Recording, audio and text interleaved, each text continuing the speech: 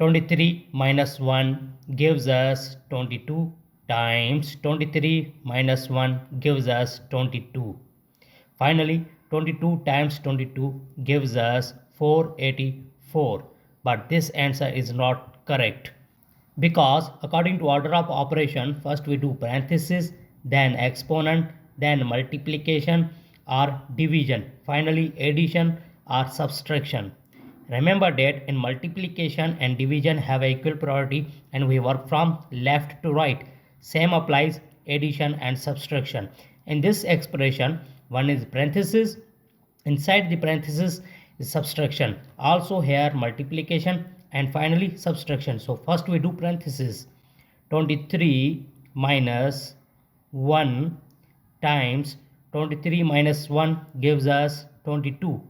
Now here multiplication first we do. 23 minus 1 times 22 gives us 22. The final answer is 1. This is a right answer.